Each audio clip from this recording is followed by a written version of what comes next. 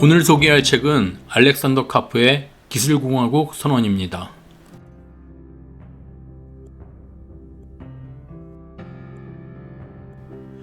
지금은 정답을 믿는 사람보다 의심할 줄 아는 사람이 살아남는 시대이다. 우리는 흔히 확신에 찬 목소리를 신뢰합니다.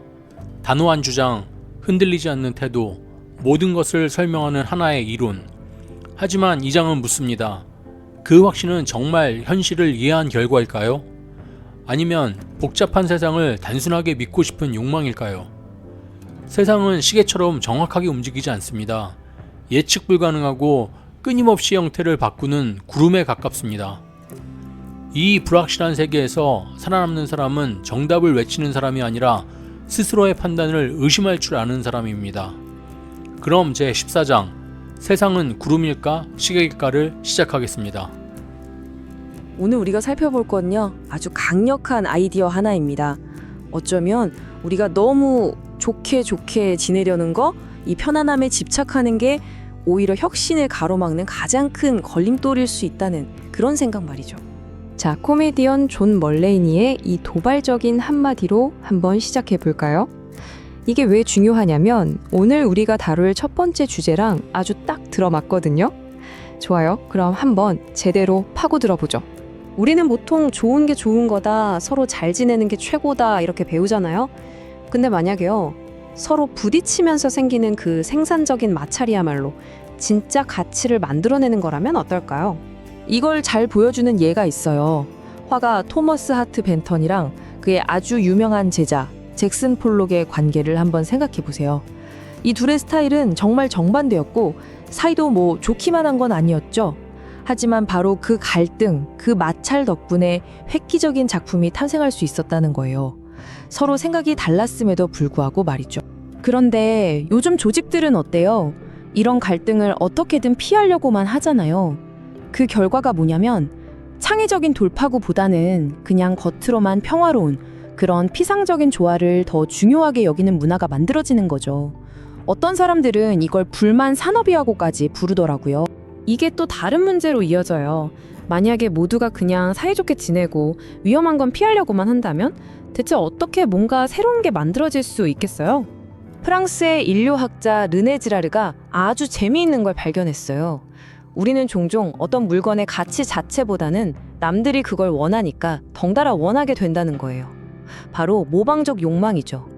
비유하자면 똑같은 바나나가 저렇게 많은데도 원숭이들이 굳이 한 바나나를 두고 싸우는 것과 같아요. 실리콘밸리에서 혁신이라고 부르는 것들 중 상당수가 사실은 이전에 성공했던 걸 그냥 따라하는 것에 불과한 것도 바로 이런 이유 때문입니다. 이렇게 남들을 따라하라는 압박은 정말 어마어마합니다.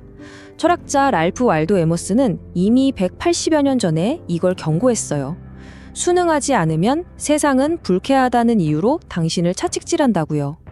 과거에 했던 말이나 다른 사람들의 시선에 갇히지 말라고 그렇게 강조했죠. 자, 그럼 여기서 핵심 질문이 나옵니다. 대체 어떻게 이 굴레에서 벗어날 수 있을까요? 바로 이 질문에 대한 아주 기가 막힌 통찰을 철학자 이사야 벌린이 제시했습니다. 그는 세상을 보는 방식을 크게 두 가지 유형으로 나눴어요. 바로 고슴도치와 여우입니다. 먼저 고심도치형 인간이에요. 이 사람들은 모든 걸 단 하나의 큰 그림, 하나의 중심 이론으로 설명하려고 해요. 말하자면 하나의 큰 진리를 알고 그걸 모든 문제에 적용하는 거죠. 반면에 여우형 인간이 있습니다. 이들은 정반대예요. 여러 가지 다른 목표들을 동시에 추구하고 심지어 그 목표들이 서로 모순되기도 하죠. 하나의 큰 진리 대신 수많은 작은 지혜를 알고 있고요. 아주 철저하게 실용적입니다. 자, 여기서 정말 놀라운 결과가 나옵니다. 필립 테틀로기하는 연구원이 20년 동안 진행한 대규모 연구인데요. 소위 전문가라고 불리는 고슴도치들이 미래를 예측하는 능력이 글쎄요, 그냥 다트를 던지는 침팬지, 그러니까 무작위 확률보다도 못하거나 고작 비슷한 수준이었다는 거예요. 충격적이죠? 아니, 그럼 전문가들이 다 틀렸다면 도대체 누가 맞췄다는 걸까요? 승자는 정말 압도적인 차이로 여우들이었습니다. 이들의 성공 비결은 바로 실리콘밸리를 만든 그 엔지니어적 사고방식에 뿌리를 두고 있어요. 엔지니어 출신인 허버트 후버 대통령이 이런 말을 했어요. 엔지니어는 의사처럼 자기 실수를 무덤에 묻어버릴 수 없다. 결과는 거짓말을 안 한다는 거죠. 프로그램은 돌아가거나 안 돌아가거나 다리는 서 있거나 무너지거나 둘 중 하나입니다. 이런 현실이 아주 냉정한 실용주의를 강요하는 거예요. 이런 엔지니어적 사고방식의 가장 강력한 도구 중 하나가 바로 토요타에서 시작된 Five Whys, 즉 5번 왜라고 묻는 기법입니다. 겉으로 보이는 현상 너머에 있는 진짜 문제의 뿌리를 찾아내는 아주 간단하면서도 심오한 방법이죠. 예를 들어 볼게요. 왜 마감일을 놓쳤지? 하고 물어요. 검토할 시간이 이틀밖에 없어서요. 그럼 또 묻죠. 왜 이틀밖에 없었지? 팀에서 엔지니어 6명이 줄었거든요. 왜 줄었는데? 부서의 우선순위가 바뀌어서요. 우선순위는 왜 바뀌었어? 새로운 임원 보상 체계 때문입니다. 자, 마지막 질문입니다. 그 새로운 체계는 왜 도입됐는데 2명의 고위 임원 사이에 아주 오래된 갈등이 있었기 때문입니다. 보세요. 마감 지연이라는 기술적인 문제에서 시작해서 결국 회사 최상층의 인간적인 갈등이라는 시스템적 문제까지 파고들었죠. 이건 누구 한 명을 탓하자는 게 아니라 문제의 진짜 구조적인 원인을 찾아내는 과정인 겁니다. 결국 이 여우 같은 접근법은요, 우리가 세상을 바라보는 관점 자체를 근본적으로 바꿔놓습니다. 어떤 문제를 마주했을 때 이걸 질서정연한 시계로 볼 것인가, 아니면 예측 불가능한 구름으로 볼 것인가의 문제로 귀결되죠. 테틀록이 발견한 최고의 예측가들, 즉 여우들은 세상을 어떻게 봤을까요? 그들은 정치나 사회를 명확한 규칙에 따라 움직이는 예측 가능한 기계식 시계로 보지 않았어요. 대신 혼란스럽고 확률에 따라 움직이며 끊임없이 모양이 바뀌는 예측 불가능한 구름으로 봤다는 겁니다. 이건 아주 잘 보여주는 말이 있어요. 화가 루시안 프로이트의 말인데요. 나는 실제로 거기에 있는 것을 그리려고 노력한다. 이거예요. 우리가 바라는 세상이 아니라 있는 그대로의 현실을 직시할 용기가 있느냐는 거죠.